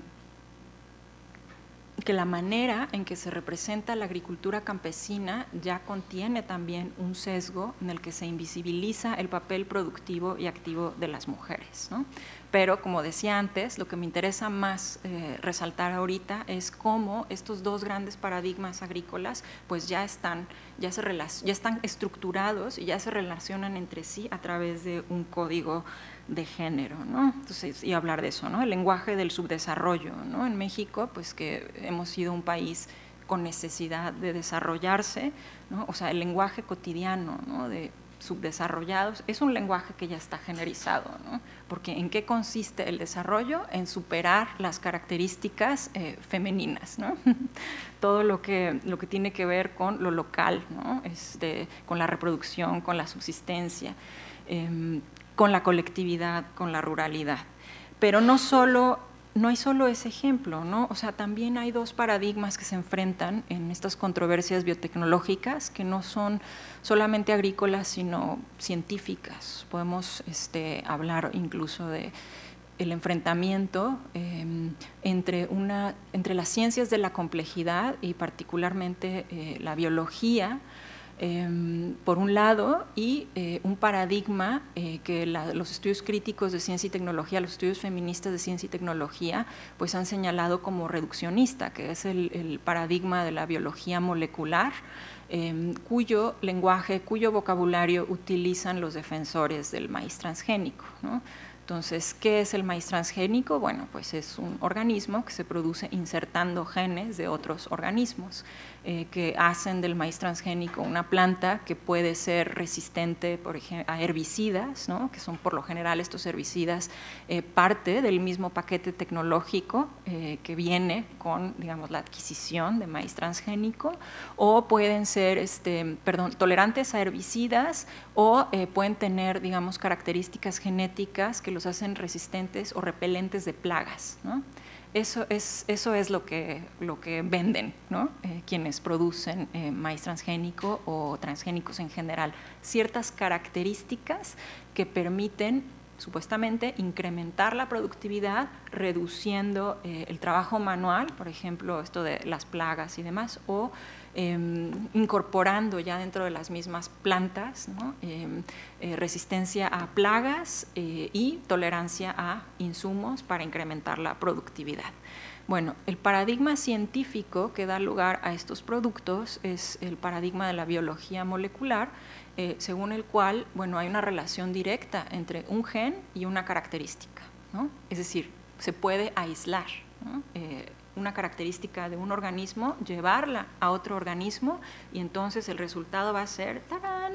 O sea, ya la característica está ahí en el otro organismo y lo que va a hacer es resolver problemas, ¿no? Este paradigma ha sido muy cuestionado, sobre todo por gente como, hay una científica llamada Barbara McClintock, no sé si han oído de Barbara McClintock. Ella ganó el premio Nobel en los años 80 porque años antes de que le dieran el premio Nobel hizo un descubrimiento, y el descubrimiento que hizo fue que en realidad la manera en que se manifiestan las características, los rasgos genéticos, depende en buena medida del entorno, del entorno celular. Y demostró la existencia de algunos elementos genéticos pues que hacen movimientos impredecibles, ¿no? Como saltos, ¿no? Es famosa por los jumping genes, ¿no? Genes que saltan. Y bueno, la conclusión que se desprende de eso es que no es posible tener tanto control de lo que sucede cuando se transfiere material genético de un organismo a otro. Hay una complejidad de los organismos que un paradigma tan reductivo como el de la biología molecular no puede, digamos, explicar y mucho menos controlar, ¿no? Entonces, estos dos grandes paradigmas científicos pues son, digamos, que juegan un papel en la disputa que ocurre entre científicos mexicanos respecto a si el maíz transgénico es seguro o no es seguro, de si se pueden controlar sus efectos o no se pueden controlar. Los científicos comprometidos con la sociedad son científicos de la complejidad, ¿no? Y lo que argumentan es que se puede ocasionar, digamos, un desastre ecológico incontrolable, irreversible, una vez que empieza a haber interacción de organismos genéticamente modificados con el entorno, que además es sumamente inestable, el entorno natural de México, porque tiene mucha biodiversidad. Es decir, y el maíz, además, argumentan ellos, pues es una planta muy promiscua. O sea, el maíz uno lo echa ahí y crece, ¿no? Y se mezcla con todo, ¿no? Ahí está la cosa queer también, ¿no? Pero, es decir, en términos de qué implica esto, es muy peligroso, según los científicos comprometidos, liberar maíz transgénico, porque las consecuencias pueden tener una escala que rebasa con mucho nuestras posibilidades de revertir esos efectos, ¿no? Y bueno, a lo que iba es que en realidad estos dos grandes paradigmas que les acabo de mencionar de la biología también están generizados. Es decir, también están generizados, también la ciencia misma contiene, digamos, presuposiciones y tiene una forma en la que el género juega un papel. No es casual que las biólogas feministas hayan, digamos, participado tanto en la crítica que se hace del reduccionismo científico. Y de hecho, uno de los 3 pilares del ecofeminismo es justamente una crítica de la ciencia moderna, una crítica de cierta aproximación al mundo natural que lo reduce a elementos inconexos entre sí y que pueden tener interacciones controlables por un sujeto científico, heroico, racional, etcétera, etcétera, ¿no? Entonces, digamos que la ciencia moderna ha sido un objeto de crítica del feminismo, y bueno, esta crítica se manifiesta hoy en los debates en torno al maíz transgénico en México, aunque las científicas comprometidas con la sociedad no se definan como feministas mujeres que están a favor de las mujeres, ¿no? Entonces, ahí está otra vez mi punto, ¿no? De que el feminismo opera en varios niveles, ¿no? Hay niveles que se ven y niveles que no se ven, y los niveles que no se ven creo que tendríamos que tratar de ponerlos de relieve, ¿no? Para dar cuenta, ¿no? de la importancia que ha tenido el feminismo también como movimiento intelectual y no solamente como movimiento político, ¿no? Entonces, voy a tratar de resumir y llegar por fin al ecofeminismo. Mi argumento contra el nacionalismo mexicano es que el sujeto que dicho nacionalismo ha presupuesto, pues ha sido un sujeto masculinizado y masculinizante. Los programas de modernización nacionalista han sido históricamente programas de masculinización de la mexicanidad, ¿no? ¿No? Que de modos racistas y clasistas desde la colonización ha sido sistemáticamente feminizada la mexicanidad, pues. Es decir, inferiorizada frente a la supuesta superioridad, ¿no? del hombre blanco occidental, y aquí lo pongo con mayúsculas, con sus paradigmas agrícolas y sus paradigmas científicos, ¿no? Entonces, puesto así, desde mi punto de vista, la dimensión de género en las controversias nacionales en torno a temas globales como la biotecnología agrícola se ubica en un nivel más profundo que la presencia o ausencia visible de mujeres, y por tanto el feminismo que he desplegado en mi trabajo no ha tenido como estrategia principal la tematización de las mujeres, sino más bien el análisis de las operaciones del poder en la representación, que no pueden sino tener una dimensión de género, ¿no? Y en este punto ahora sí quiero por fin poner la cuestión del ecofeminismo, que fue la que Rosa me invitó a comentar aquí, y empiezo con lo siguiente. A ver, ¿no? A ver, una vez que concluí mi investigación y mi crítica del nacionalismo maicero, empecé a prestar atención a la milpa, ¿no?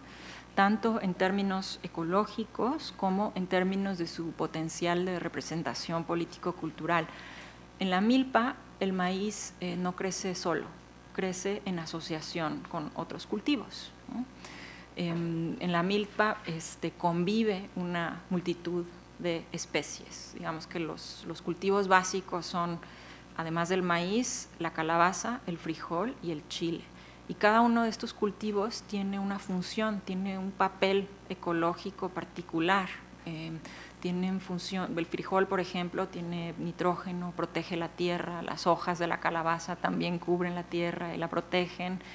Y bueno, es también un método que permite, digamos, aprovechar las aportaciones de muchas otras especies, por ejemplo, de insectos, ¿no?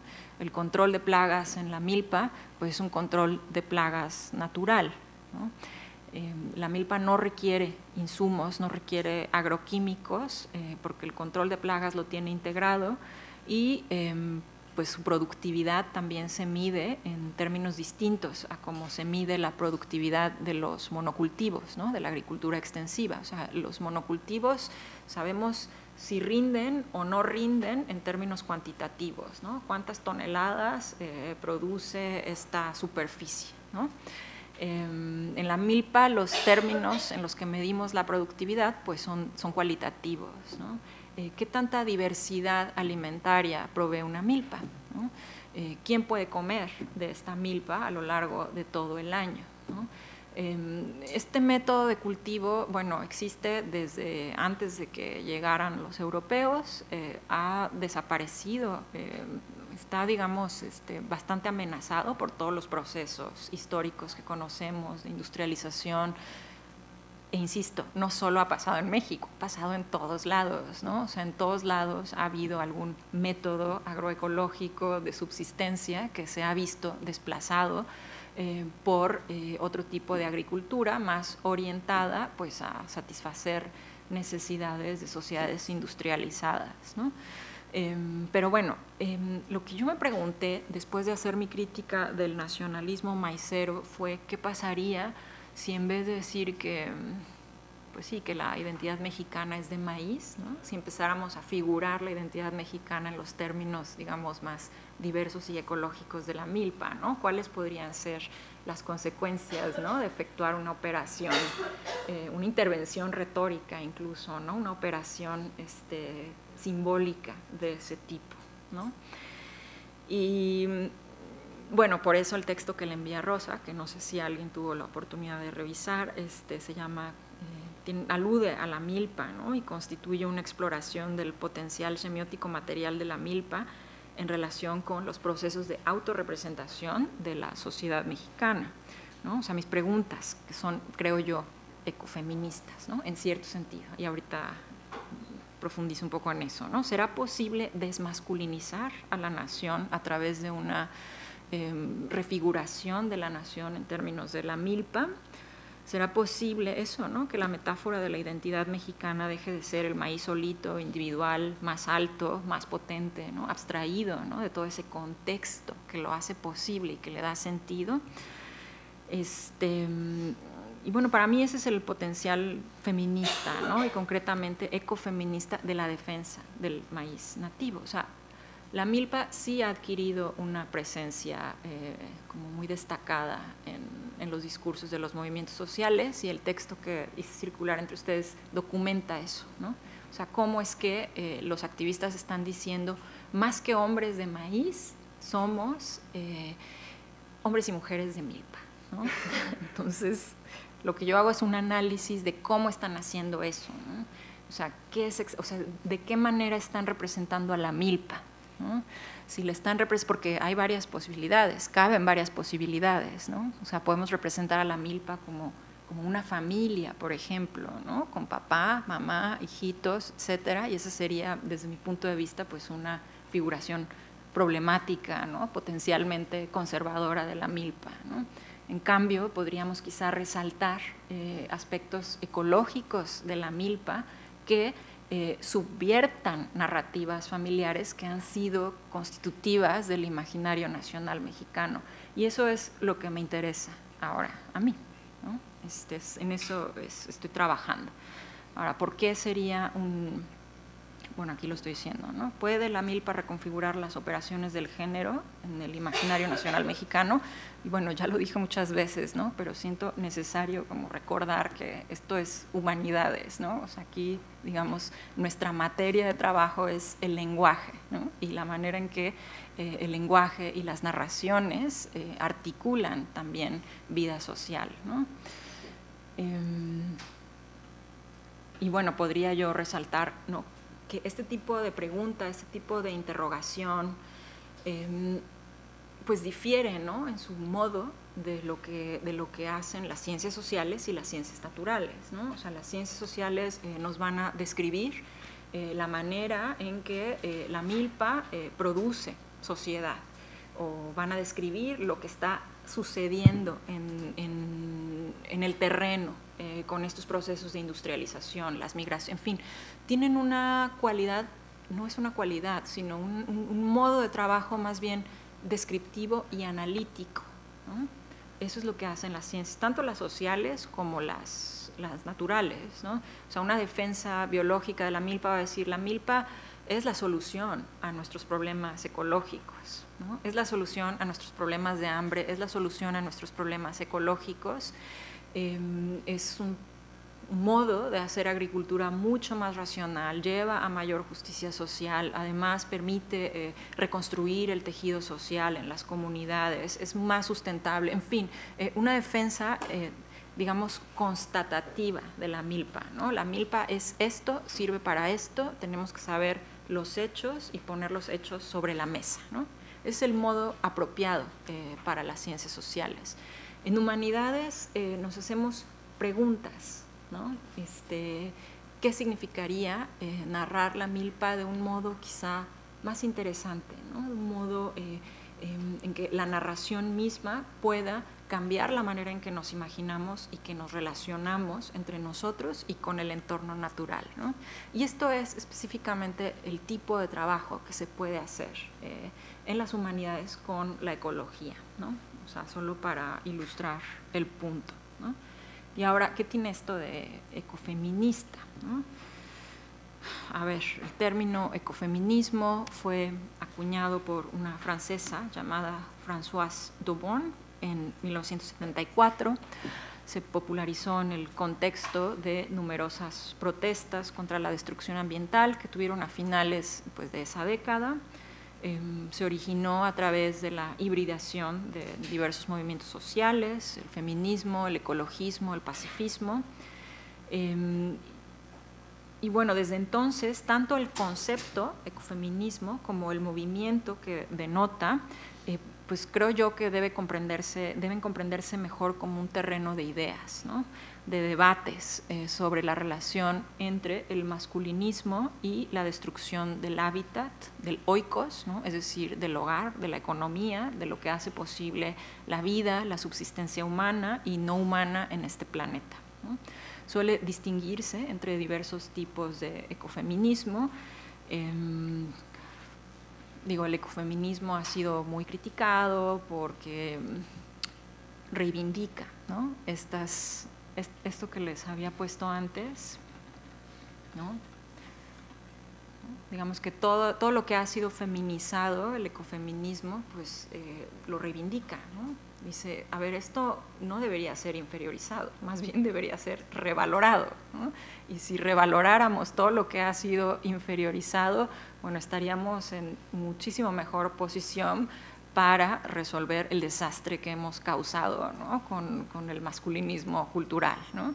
Pero bueno, a lo largo de la historia del ecofeminismo eso se ha considerado como problemático y yo creo que hay razones profundas para que se considere problemático, porque el feminismo finalmente pues es un movimiento que surge de la Ilustración, como una búsqueda, ¿no? de los mismos derechos que tiene el hombre para las mujeres, ¿no?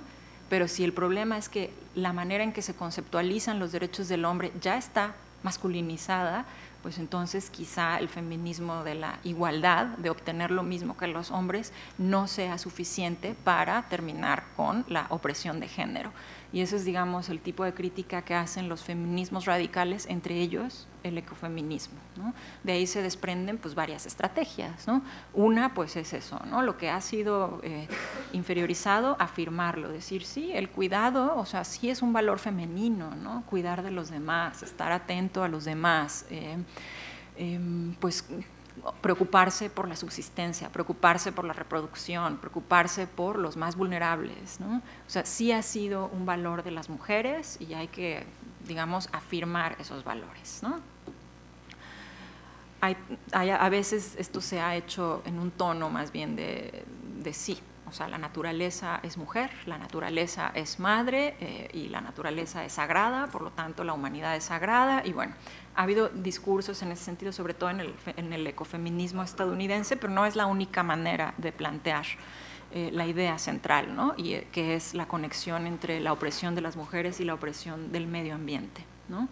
La destrucción, perdón, del medio ambiente. Entonces hay otros tipos, ¿no? de ecofeminismo. O sea, en el caso de América Latina, a mí me parece un poco artificial decir, sí, ahí están los ecofeminismos latinoamericanos, porque me parece más bien que hay movimientos de mujeres organizadas, pues que tienen discursos, ¿no? Que afirman, digamos, pues sí, ciertas cualidades femeninas, cierto papel de las mujeres en la lucha por la justicia social, incluyendo la justicia ambiental. pero no conozco yo de muchísimas que digan esto es el ecofeminismo, nosotras somos ecofeministas, ¿no? Pero bueno, se las clasifica a veces como ecofeministas de corte espiritualista, ¿no? Digamos que en América Latina, en los movimientos sociales, lo que ha sido muy influyente, pues ha sido la Iglesia Católica y más concretamente la teología de la liberación. Entonces lo que llamamos ecofeminismos latinoamericanos sí está muy vinculado a un discurso de teología de la liberación, y creo yo que hasta muy recientemente ya podemos hablar de ecofeminismos más bien secularizados, ¿no? Que participan de estos discursos anticapitalistas globales, ¿no? Y que surgen también con la recepción crítica y también pues empática de los movimientos indígenas, ¿no? Entre ellos el zapatismo, muy importante, ¿no? ¿Qué otro tipo de ecofeminismo? Pues el que me gusta a mí, que es el ecofeminismo queer, ¿no? Que bueno, que es una variante, lo describen a veces como una variante de un ecofeminismo constructivista, es decir, un ecofeminismo que no atribuye a las mujeres estas cualidades, digamos, de bondad, de cercanía con la naturaleza, es decir, que no describe a las mujeres, ¿no? En términos ecológicos, pero que reconoce que históricamente las mujeres han hecho el trabajo de subsistencia, ¿no? Es decir, y el trabajo de subsistencia que ha implicado relacionarse con el entorno material, con el entorno ecológico, pues de un modo no extractivo, sino más bien cuidadoso, ¿no? Pensando, digamos, en la subsistencia de la familia, etcétera. Es decir, es un ecofeminismo que reconoce esta realidad histórica y que, pues sí, digamos que considera pertinente afirmar estos valores asociados a la feminidad, aunque no estén de manera comprobable en, yo qué sé, la constitución biológica de las mujeres, ¿no? Y el ecofeminismo queer lo que diría es, bueno, sí, aquí la cuestión es cómo no reproducir, digamos, el orden heteronormativo, ¿no? Que asocia la feminidad, ya sea por cuestiones históricas o por lo que sea, que asocia la feminidad a la reproducción, ¿no? Es decir, hay que entender que el erotismo y la vida humana, pues conllevan sexualidad y que la sexualidad pues no tiene nada que ver con la reproducción en el fondo, ¿no? Excepto en la medida en que pues, nos reproducimos sexualmente, ¿no? Así en términos muy biológicos, ¿no? Pero la sexualidad humana, como ya lo demostró Freud y mucha otra gente, no tiene que ver con la biología, es de otro orden, ¿no? Y reconocer en la sexualidad humana posibilidades más allá del orden heteronormativo es para las ecofeministas queer también una cuestión medioambiental, ¿no? Entonces, en mi opinión, pues este es el ecofeminismo que tiene mayor como radicalidad crítica actualmente en relación, por ejemplo, con el caos climático, ¿no? Desde una perspectiva ecofeminista queer, la liberación de la sexualidad en un sentido más allá de la reproducción humana está conectada con la liberación de la naturaleza. Y entonces, bueno, o sea, un trabajo de ecofeminismo queer en humanidades medioambientales, porque ustedes pueden encontrar, digamos, exploraciones de cada uno de este tipo de estos ecofeminismos en el ámbito de las humanidades medioambientales, y ahorita les voy a decir dónde, para que, digo, no les voy a contar yo todo lo que hay ahí, pero sí les voy a indicar dónde pueden ir a rastrearlo. Típicamente pues, ha consistido en señalar cómo en la dicotomía masculino y femenino no es algo que se encuentre en el mundo animal, por ejemplo. El mundo animal está poblado, ¿no?, de sexualidades no normativas, ¿no? Entonces, explorar el mundo no humano, formas de sexualidad no humanas, es un tema, es un tópico, digamos, para el ecofeminismo queer, en la medida en que eso contribuye a mostrar cómo la naturaleza, la representación de la naturaleza también está, digamos, sexualizada y contribuye, digamos, a reforzar estructuras heteronormativas de una manera muy activa, ¿no? La manera en que narramos y representamos a la naturaleza está fuertemente conectada a la manera en que está organizado el mundo social. Entonces, el ecofeminismo queer, bueno, sobre todo en un ambiente académico, ¿no?, como de humanidades medioambiental, pues, se dedica a analizar ese tipo de conexión en casos muy específicos, ¿no? Yo ahora lo estoy describiendo de una manera muy general, ¿no? Y bueno, hay otros ecofeminismos todavía más radicales, ¿no? Digo, veganos, animalistas, ¿no?, tienen más o menos el mismo argumento, ¿no? De, a ver, no vamos a cambiar el mundo hasta que todos seamos veganos y dejemos de matar animales, ¿no? O sea, son posiciones también ya muy radicales, pero que yo creo que sí merece considerar muy seriamente los argumentos que están, digamos, sosteniendo, ¿no? Hay una feminista australiana que se llama Claire Colebrook, que sostiene que todas estas formas de ecofeminismo en realidad están implícitas desde el principio en el feminismo como movimiento que efectivamente pertenece a la Ilustración, ¿no?, pero que básicamente, o sea, pensemos en la mecánica, ¿no?, del feminismo. ¿Cuál es su lógica? ¿Qué es lo que el feminismo hace? O sea, el feminismo lo que hace es cuestionar los límites de lo humano, ¿no? O sea, si no, primero, bueno, ¿cómo que los derechos humanos solo aplican a hombres y no a mujeres, ¿no? Esa es una primera forma de cuestionamiento, pero en ese cuestionamiento ya están implícitos muchos otros cuestionamientos, ¿no?, que llegan, ¿no?, al dominio de lo humano sobre lo no humano. O sea, en un primer momento, bueno, pareciera que las mujeres estaban del lado de lo no humano, hay que incluirlas en lo humano, ¿no?, y así hay que humanizarlo todo, ¿no? Pero el feminismo va a estar siempre cuestionando esa operación, ese gesto de humanización, ¿no?, como algo que en realidad lo que esconde son operaciones de poder, ¿no? Entonces, las cosas que dicen los diferentes ecofeminismos en su radicalidad, que pueden parecer un poco excéntricas, un poco extravagantes, dependiendo de dónde nos queramos mover políticamente, en realidad no son tan descabelladas, no son descabelladas en absoluto si uno considera como la trayectoria, la historia larga del feminismo como movimiento, como una especie de lógica de cuestionamiento, ¿no? Y por eso yo creo que vale la pena detenerse en los argumentos más extravagantes, ¿no? O sea, porque no son en realidad tan raros, ¿no? Entonces, bueno, me voy a adelantar un poquito. ¿Cuánto tiempo llevo hablando? Madre mía. Bueno, creo que en este punto entonces ya voy a dejar… no, las humanidades medioambientales.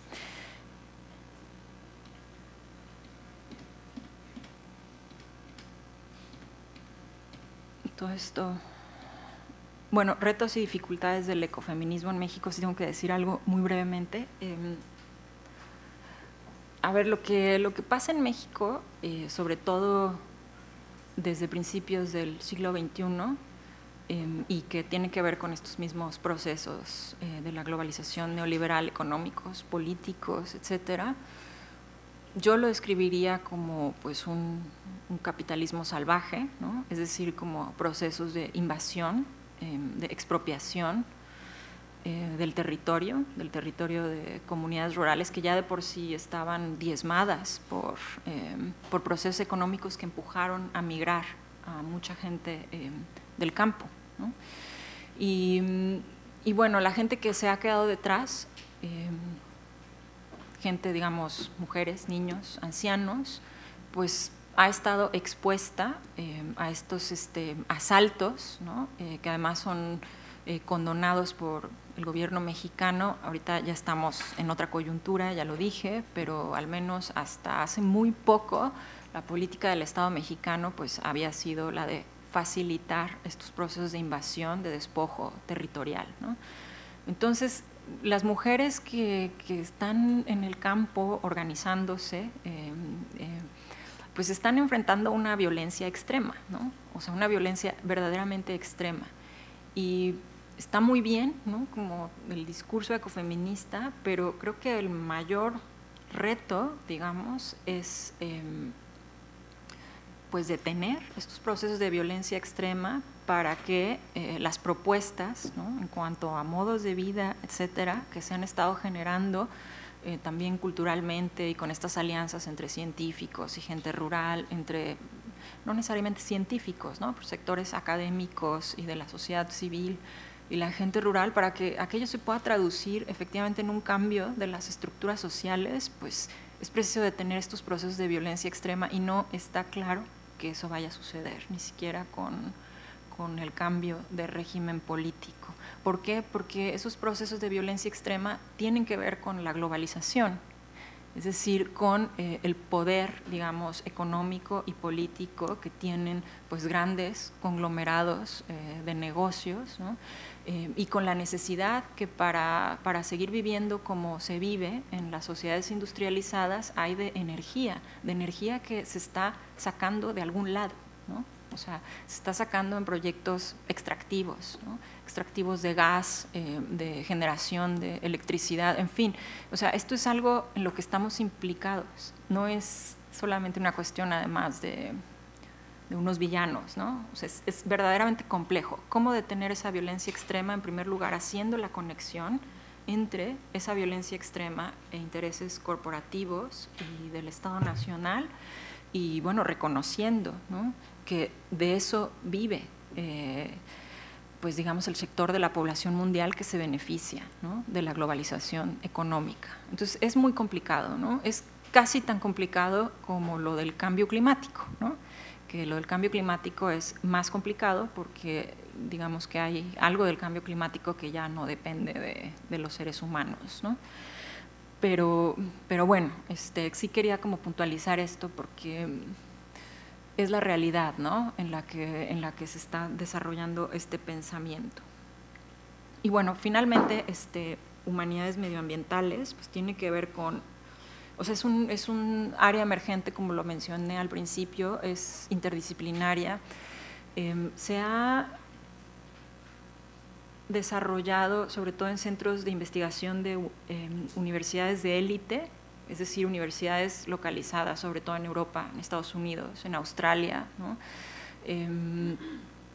Y bueno, surge como, digamos, una respuesta a la problemática ecológica que pretende trabajar en el plano cultural. Y ahora les digo, según la Escuela Australiana de Humanidades Medioambientales, el campo se funda en torno a dos tareas o misiones, ¿no?, que es resituar a los seres humanos en el medio ambiente en términos post-dualistas y resituar lo humano y lo no humano en ámbitos culturales y morales, ¿no? Ahora, tienen tres características principales, ya mencioné una, que es que son interdisciplinarias, otra es que se ocupan de problemas globales, ¿no?, como el cambio climático, la extinción de especies, qué hacer con los residuos nucleares, etcétera, y tres, tienen aspiraciones de intervenir, es decir, de informar la política pública, de informar la toma de decisiones mediante la reflexión ética, mediante el cuestionamiento de narrativas, ¿no?, que es un poco lo que ya he estado ilustrando con mi propio trabajo. Este es un journal académico, es open access, es decir, que lo pueden consultar sin necesidad de suscripción ni de pagar. Tiene muchísimos números y bueno, ahí pueden, digamos, darse una idea bastante precisa, ¿no?, de qué tipo de trabajo, qué tipo de temas y de metodologías emplean las humanidades medioambientales. Yo solamente quería pues mencionar un artículo que me parece interesante en relación con todo lo que he estado exponiendo, que es el que aparece ahí, que habla de feminismos de composta, ¿no? O sea, es decir, es un artículo que interroga el papel que han tenido los feminismos y en particular los ecofeminismos en la constitución de este campo. Y a mí me parece un artículo muy interesante porque lo que hacen ahí las autoras pues es así como yo a veces quiero cuestionar el nacionalismo, lo que hacen es cuestionar las narrativas de origen del campo mismo, ¿no? Es decir, ¿cómo se está contando actualmente la emergencia de las humanidades medioambientales, ¿no? O sea, ¿quién es el canon de las universidades, de las humanidades medioambientales? ¿Cómo surgen? Y entonces ellas problematizan el hecho de que el feminismo se menciona como una, entre otras influencias, fuentes de inspiración de las humanidades medioambientales, y lo que dicen es, no, el feminismo no se puede solamente mencionar y ya, así como, bueno, ahí está Donna Haraway, ahí está Val Plumwood, han hecho su trabajo feminista y están ahí. Entonces estas autoras, pues, digamos, entablan un diálogo crítico con el campo en el cual se sitúan, ¿no? Y articulan cuáles son las consecuencias de tratar el feminismo de esa manera, ¿no? Como una, entre otras, influencias o fuentes de inspiración. Y lo que dicen es muy fuerte, dicen, si solo tratamos el feminismo así, la misión de las humanidades medioambientales está en grave riesgo de no ser alcanzada, porque la aportación de los ecofeminismos en particular a las humanidades medioambientales pues ha sido enfatizar, digamos, la materialidad de la práctica de las humanidades medioambientales. Entonces, cuando no se reconoce la manera, la crítica, ¿no?, a nivel epistemológico y metodológico que han hecho los feminismos en un campo como este campo, ¿en qué se convierte? Se convierte en una especie de producto en un mercado académico, donde lo que importa no es tanto hacer la pregunta una y otra vez de ¿y esto que estamos haciendo qué cambia exactamente?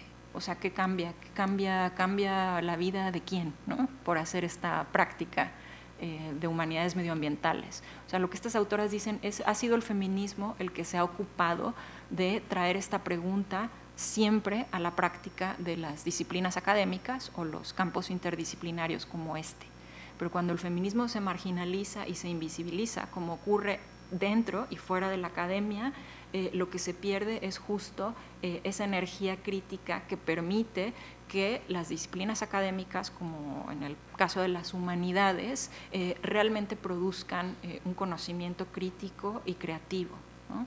Entonces, este es el sentido de lo que dicen aquí. Dicen, bueno, tenemos que concebir otra vez la práctica de las humanidades en términos materiales, y ellas utilizan una metáfora, que es la metáfora de la composta. O sea, ¿qué es lo que hacemos con la composta? Pues digamos que juntamos, ¿no?, ciertos residuos y con ellos producimos algo nuevo, vida nueva, etcétera. Y tenemos que utilizar este tipo de metáforas para hacer nuestro trabajo, ¿no? Son metáforas, además, esta es otra cuestión que me interesa mucho de este artículo y que creo que se conecta con lo que intento hacer en el proyecto de los quelites. Es una metáfora no esencialista, o sea, es una metáfora de transformación y de cambio. Es decir, algo que también del feminismo se ha ocupado mucho de interrogar en esta relación crítica, ¿no?, con los discursos biológicos, ecológicos, etcétera, pues ha sido la utilización de metáforas que lo que hacen es renaturalizar el orden de género en lugar de desplazarlo, ¿no? Entonces, el trabajo con metáforas ha sido parte, digamos, de las estrategias de intervención feminista. Y ahora sí ya voy al proyecto. O sea, el proyecto es un intento que hice con otras personas, con artistas, sobre todo artistas locales de Puebla y Cholula, que es donde vivía en aquel momento.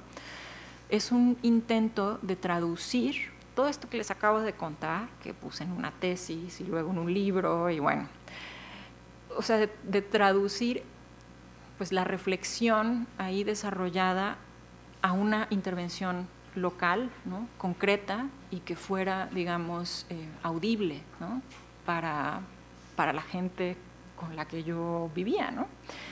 Se originó a raíz de dos cosas. Por un lado, en 2014, me parece, el gobierno del Estado de Puebla, que es un estado de México cercano al Distrito Federal, que pues era un gobierno muy autoritario. No sé si oyeron que se cayó un helicóptero y murieron 2 políticos mexicanos el 24 de diciembre.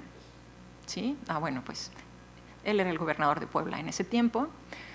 Y bueno, hizo un plan de modernización, o sea, lo que hizo fue ordenar la expropiación de terrenos agrícolas en torno a un sitio arqueológico en Cholula, que es un pueblo indígena antiquísimo, y seguramente han visto imágenes porque es un cerrito muy famoso. O sea, en realidad es un cerro artificial, hay como pirámides y entonces están cubiertas por tierra y plantas, entonces parece un cerro.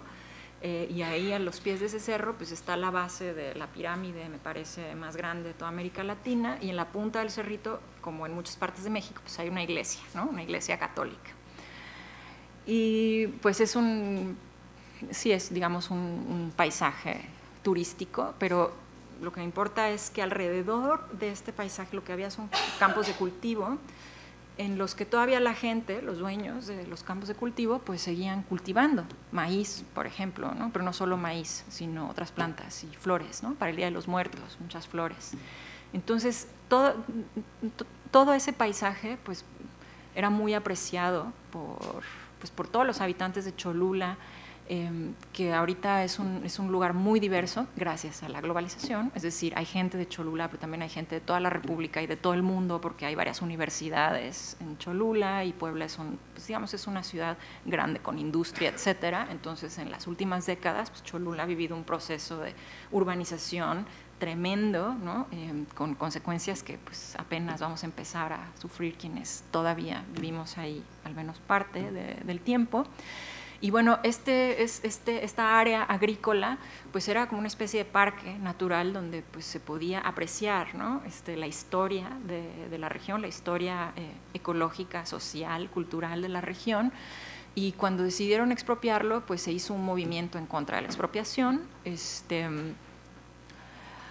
un movimiento diverso como el del maíz, ¿no? Es decir, compuesto de gente muy distinta, muy heterogéneo, pues, que no consiguió su objetivo de detener la expropiación por completo, pero que dio lugar a un debate local que a mí me pareció muy importante, ¿no? Y el debate era, bueno, ¿qué es lo que apreciamos de esto, ¿no? ¿Qué es lo que apreciamos? Y ahí el argumento predominante es que lo que apreciamos es la cultura, y apreciamos la tradición y apreciamos la religión, porque además ese es un centro ceremonial en el que la gente de Cholula pues hace sus fiestas y, en fin, sus eventos sociales, ¿no? Entonces, el argumento principal es que se iba a perder el acceso a un centro ceremonial, a un centro religioso y de tradición. Y a mí me llamó la atención que el argumento de la agricultura y de la diversidad biológica no estuviera para nada presente en la defensa, con lo cual el libro llamado En busca del quelite perdido pues es un intento de intervenir en el debate que se generó localmente, haciendo una conexión entre la cocina, el patrimonio culinario, que es algo pues que a todos nos encanta, ¿no? Ya en Puebla también y en México también, es decir, genera mucho interés, la gente quiere libros de recetas, quiere conocer ingredientes, quiere saber más de lo que, ¿no? de la cocina mexicana.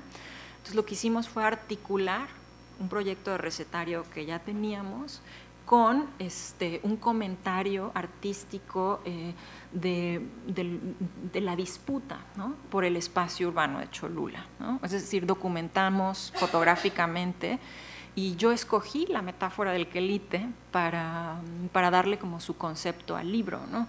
Porque ¿qué son los quelites? Los quelites son plantas que crecen a los pies de la milpa, ¿no? O sea, en náhuatl significan hierba tierna comestible. Es lo que aquí en España llaman bledos, ¿no? Y ahí está el género, ¿no? Porque los bledos pues son algo despreciable, ¿no? Son para las bestias, ¿no? Bueno, pues en Mesoamérica los bledos, o sea, los quelites, se comen, tienen usos medicinales. La gente que sabe cultivar y que conoce su entorno material los conoce. Hay una gran diversidad de ellos y son tan buenos o mejores que las espinacas o las lechugas o, en fin, ¿no? O otras hierbas, ¿no? Pero bueno, en México también se reconoce que hay quelites nativos y quelites importados y todos son bienvenidos, ¿no? O sea, no hay como… En fin, el quelite es como la figura de esto que crece espontáneamente, que no es necesario escarbar la tierra ni sembrar nada, crece espontáneamente y se puede utilizar, ¿no? Es una metáfora también de la infancia y del tiempo, ¿no? Por eso le puse En busca del quelite perdido, ¿no? Haciendo esta cita a la novela de Proust, ¿no? En busca del tiempo perdido, no solo por la cuestión culinaria de la magdalena y todo eso, sino porque me preguntaba si es posible encontrar una metáfora del tiempo, ¿no? O sea, una metáfora deconstructiva, justamente, ¿no? Una metáfora que no clausurara, digamos, las posibilidades de autorrepresentación, pues de ese espacio social en el que me interesaba intervenir, ¿no? Y el quelite es una metáfora también ecofeminista en el sentido de que alude a lo que se queda como en el fondo, ¿no? Algo de lo que dependemos, pero que nunca nos percatamos que está ahí. Y esto es algo que argumento en el libro, pues aludiendo al desconocimiento de los quelites, ¿no? Que hasta hace muy poco, pues todo el mundo, o sea, es decir, hicimos casi trabajo etnográfico, informal, pero sí fue trabajo etnográfico porque nos dirigimos a las personas del campo que están ahí en sus parcelas y les preguntamos, oigan, ¿saben qué son los quelites? Y las personas del campo todas respondían así como, claro, sí, o sea, eso es lo que nosotros comíamos de niños, ¿no? O sea, nosotros salíamos, no había tele, no había celulares, no había nada de lo que ahora es parte de nuestro entorno natural, ¿no? La gente salía a recolectar quelites y los preparaba y eso comían, ¿no? Y bueno,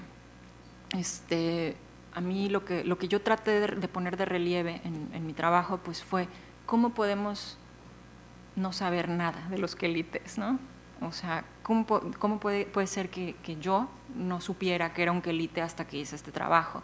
Y que fuera de la gente del campo, que tiene memorias, ¿no? De haber comido quelites en su infancia, gente de mi edad, gente de la edad de ustedes, nadie sabe qué es un quelite, ¿no? Y sin embargo, y con esto acabo ya, si ustedes van a la historia verdadera de la conquista de la Nueva España, que parece que es de Bernal Díaz del Castillo, ahí el autor dice pues que los soldados, los conquistadores no hubieran sobrevivido si los indios no hubieran sabido qué hierbas comerse, porque eso es lo que tenían que comer, ¿no?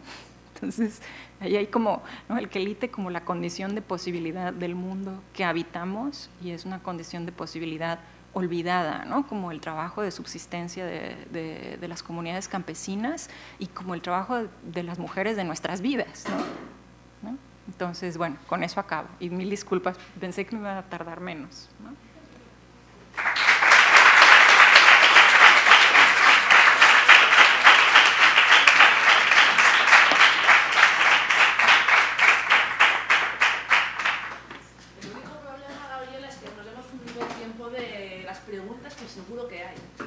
Aquí voy a estar hoy, mañana, si me quieren preguntar, ¿no? Sí. No sé, quizá alguna pregunta o queréis descansar hasta las 6, empezamos con la otra sesión y en todo caso al final hacemos un conjunto de preguntas.